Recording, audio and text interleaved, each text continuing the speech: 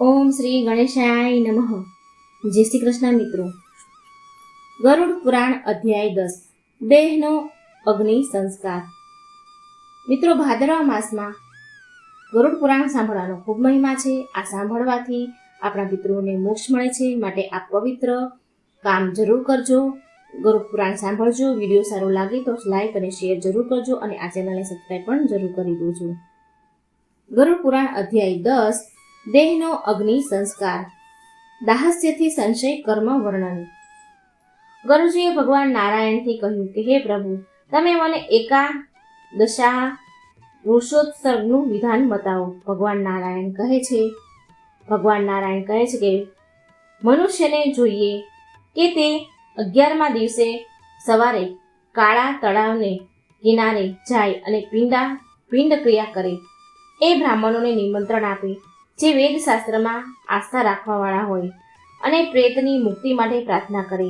એના પહેલા 10 દિવસ સુધી મંત્રનો અભાવ જ ગોત્રનું ઉચ્ચારણ કરીને પિંડદાન કરે અને 11મા દિવસે મંત્રો સહિત પિંડદાન કરે. વિષ્ણુની મૂર્તિ સોનાની, બ્રહ્માની ચાંદીની અને રુદ્રની તાંબાની અને યમરાજાની લોખંડની મૂર્તિ બનાવીને ગંગાજળ લાવે અને પછી વિષ્ણુનો કળશ રાખે. એ કળશ ઉપર એ મૂર્તિ સ્થાપના કરે. પૂર્વ દિશામાં બ્રાહ્મણનો કળશ રાખીને સફેદ કપડું ચઢાવીને મૂર્તિની સ્થાપના કરે. ઉત્તર દિશામાં મધ અને ઘીથી ભરેલા રુદ્રનો કળશ રાખે અને લાલ વસ્ત્ર ઉઠાવીને રુદ્રની સ્થાપના કરે. દક્ષિણ દિશામાં યમરાજાનો ઘટ રાખે અને કાળું વસ્ત્ર લપેટીને યમરાજાની મૂર્તિ સ્થાપિત કરે. એના પછી વચ્ચે બ્રાહ્મણને પ્રતિષ્ઠિત કરીને દક્ષિણની તરફ મોં કરીને પ્રેત પ્રત્યે તર્પણ કરે. એના પછી ગાયનું દાન આપે અને પછી મૃતકની ઉપયોગીની બધી વસ્તુઓ દાન કરે. પુત્રને જોઈએ કે તે પથારી ઉપર સુવર્ણ પુરુષની સ્થાપના કરીને એ પથારીનું દાન કરે અને કહે કે હે બ્રાહ્મણ, પ્રતિમાયુક્ત બધી સામગ્રી મેં તમને આપી દીધી છે. એના પછી તે નમસ્કાર કરીને દાન કરે. આ વૃત્સા સર્ગ પરમ ગતિ પ્રાપ્ત થાય છે. વૃત્સા સર્ગમાં રોગી અને હીન અંગવાળા બાળકોને છોડીને લક્ષણથી યુક્ત વૃષભનો ત્યાગ કરે. બ્રાહ્મણોને આપવા માટે જે વૃષભ હોય એની આંખો લાલ, પીળો વર્ણ અને યોગ્ય સિંગ વગેરે હોવા જોઈએ. પેટ સફેદ અને પીઠ કાળી હોવી જોઈએ. ક્ષત્રિય માટે લાલ રંગના ચીકણા વૃષભ હોવા જોઈએ. વૈશ્ય માટે પીળા રંગના, શૂદ્ર માટે કાળા રંગના વૃષભ હોવા જોઈએ.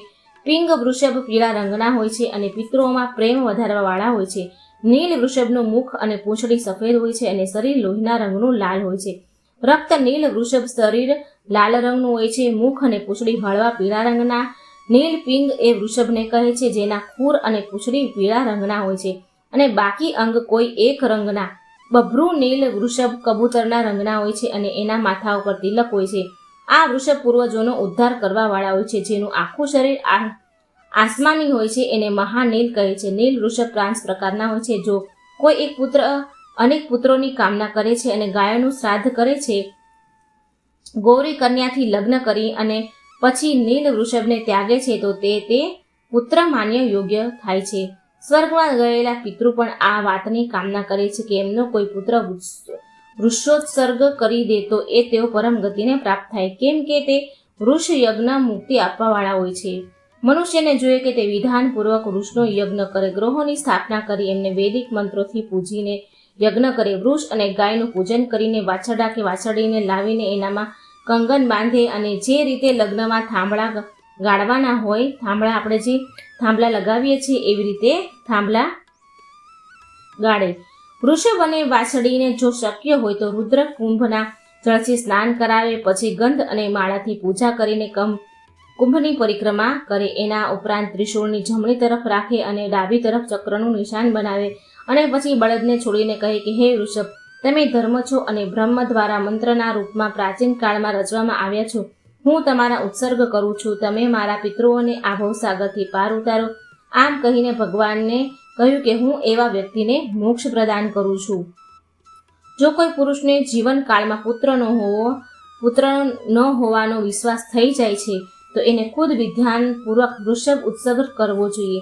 એનાથી તે પરમ ગતિને પ્રાપ્ત થાય છે. કાર્તિકીનો મહિનો હોય, સૂર્ય ઉત્તરાયણમાં હોય, પક્ષ ભલે કોઈ પણ હોય, સૂર્ય અને ચંદ્ર ગ્રહણ બંને અવસરો પર કોઈ પણ અવસર પર મનુષ્યને કોઈ જોઈએ કે તે વૃક્ષોત્સર્ગ કરે. શુભ લક્ષણથી યુક્ત બ્રાહ્મણને બોલાવીને વૈષ્ણવ શ્રાદ્ધ કરે, પછી પોતાનું શ્રાદ્ધ કરે. આ રીતે જે પણ કોઈ પણ વ્યક્તિ ચાહે પુત્રવત હોય અને ચાહે પુત્રહીન હોય, આ કાર્ય કરીને કામ્ય ફળ પ્રાપ્ત કરે છે. વૃક્ષનો ઉત્સર્ગ અનેક યજ્ઞો અને અનેક દાનોના પુણ્યની સમાન હોય છે. મનુષ્યની કોઈ પણ અવસ્થા હોય, બાળપણ, જવાની, વૃદ્ધાવસ્થા, બધામાં આ કર્મથી પાપ દૂર થઈ જાય છે. એના સિવાય શરાબી, દુષ્ટ, મિત્રદોહી, બ્રહ્મ હત્યાનો પાપી અને સોનું ચોરવાવાળા કોઈ પણ વ્યક્તિ આ ઉત્સર્ગ કરીને પાપ મુક્ત થઈ જાય છે. જો પતિ અને પુત્ર વાળી સ્ત્રી જો પતિ અને પુત્ર પહેલા મૃત્યુને પ્રાપ્ત થઈ જાય છે તો એના વૃક્ષને ઉત્સર્ગ ન કરવું જોઈએ. એના માટે દૂધ આપવાવાળી ગાયનું દાન આપવું જોઈએ. હે ગરુડ, વૃક્ષના ઉત્સર્ગવાળા બળદથી ખેતીનું કામ ના લેવું જોઈએ. એવા પૂજિત બેલને મારવાવાળા યમની યાતના સહન કરે છે. આ વિષયમાં બીજી એક વાત હું કહું છું તમને કે 16 શ્રાદ્ધ કરવાથી પહેલા મનુષ્યને જોઈએ કે તે મૃતકના સ્થાન, અર્ધ, માર્ગ, ચિંતા અને મૃતકના હાથ પર હાડકાઓમાં સંચલનના 16 પિંડ આપે. પહેલું પિંડ વિષ્ણુ માટે, બીજું શિવ માટે, ત્રીજું સપરિવાર યમ માટે, ચોથું સોમરાજ માટે, પાંચમું હવ્ય અને છઠ્ઠું કવ્યવાહ માટે અને સાતમું કાખ માટે આપે. આઠમું રુદ્ર, નવમું પુરુષ, 10મું પ્રેત, 11મું વિષ્ણુ માટે આપીને 12મું બ્રહ્મા માટે આપે. પછી 13મું વિષ્ણુ માટે અને 14મું શિવ માટે આપીને ફરીથી યમરાજ માટે 15મું પિંડ દાન કરે. અને આ બધું કાર્ય પછી 16મું પિંડ એ પુરુષ માટે દાન કરે. આ રીતે 12 મહિનામાં પાક્ષિક, ત્રિમાસિક અને 6 માસિક પિંડદાન કરી શકાય છે. આ રીતે ષોડશ, પૂર્વ, ષોડલી, મલિન, ષોડશી અને મધ્ય ષોડશી કુળ મળીને 48 શ્રાદ્ધ થાય છે. એનાથી પ્રેતોનો ઉદ્ધાર થાય છે અને એમના પાપ સમાપ્ત થઈ જાય છે. જે વ્યક્તિ આ શ્રાદ્ધોને નથી કરી શકતા એમના મૃતક પ્રેત યોનિમાં સ્થિર રહે છે. આથી પુત્રને જોઈએ કે તે 16 શ્રાદ્ધ કરે અને જે પત્ની આ 16 શ્રાદ્ધ કરે છે, આને સંપૂર્ણ રૂપથી 48 શ્રાદ્ધ કરે છે, તે પરમ પદને પ્રાપ્ત થાય છે. એનું જીવન સફળ થઈ જાય છે. જો કોઈ વ્યક્તિ આગથી સળગીને મરી જાય છે તો એનું પણ શ્રાદ્ધ આ જ પ્રકારે વિધિપૂર્વક કરવામાં આવે છે. પરંતુ સાપના કરડવાથી મરવાવાળા પુરુષ માટે બંને પક્ષોની 5મી તિથિએ નાગનું પૂજન કરવું જોઈએ. મનુષ્યને જોઈએ કે તે સર્પના શરીરથી આકૃતિ લોટ મનુષ્યને જોઈએ કે સર્પના શરીરની આકૃતિ લોટથી બનાવે અને પૃથ્વી પર આ આકૃતિ બનાવીને ફૂલો તથા ચંદનની પૂજા કરે. પછી ધૂપ દીપ આપીને કાચું પીસેલું નૈવેદ્ય અને દૂધ આપે અને પોતાના સામર્થ્ય અનુસાર ગાય અને સોનાના નાગ બનાવીને બ્રાહ્મણોને દાન આપે.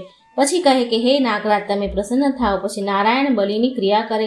જે વ્યક્તિ આવું કરે છે તે પાપ મુક્ત થઈ જાય છે. એના પછી 11મા દિવસે પિંડદાન કરીને, સપિંડન કરીને, શુલ્કના વીતી જવા પર વથારી વગેરેનું દાન કરે છે. તો મિત્રો, આ હતો અધ્યાય 10 ગાત્ર વિધિ વર્ણન.